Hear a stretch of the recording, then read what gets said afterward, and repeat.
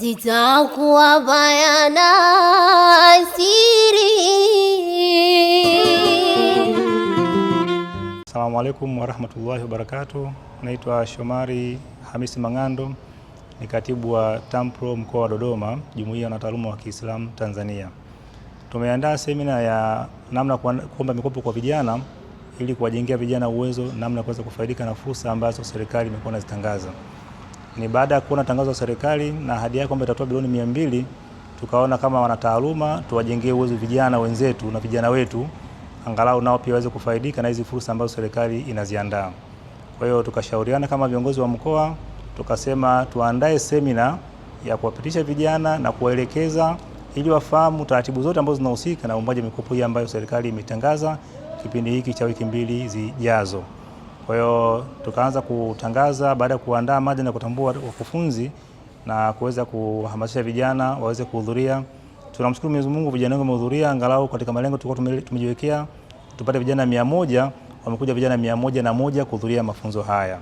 Wameelekezwa mada 3 kuu kwenye mafunzo haya.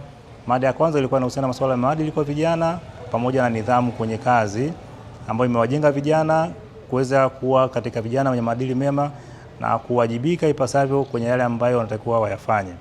Mada ya pili ilikuwa inahusu swala zima la uundaji wa vikundi na usajili wa vikundi, ambayo wapatia vijana misingi ya kujenga vikundi imara, namna ya kuweza kushirikiana kwenye vikundi na namna kila mmoja kuweza kuwajibika kwenye kikundi ili kuweza kuleta mafanikio ya pamoja kwenye vikundi.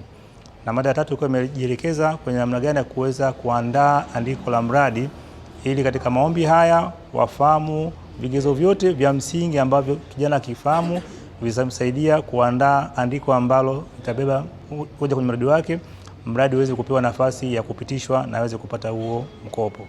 Kwa hiyo mwisho wa siku tumewapa vijana assignment ama taski ili wakajitathmini wao wenyewe kama ni mmoja au kikundi, waweze kwenda kuandika maandiko yao kuomba mikopo hii. Fuata baada ya hapa kuna jukumu kwanza la vijana kuendelea kufanya kazi ambayo umeelekezwa kama vijana waliohudhuria mafunzo haya.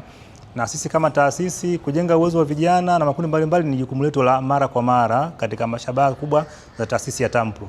Kwa hiyo tutaendelea kubaini fursa mbalimbali zilizopo kwenye maeneo mbalimbali na kuangalia mahitaji yaliyopo kwenye jamii na kuandaa matukio aina hii kama haya kwa siku zijazo ili jamii yetu iweze kupata angalau kujengewa uwezo kwenye maeneo mbalimbali ambayo tunaona kuna upungufu na uhitaji kujengewa uwezo. Asante sana.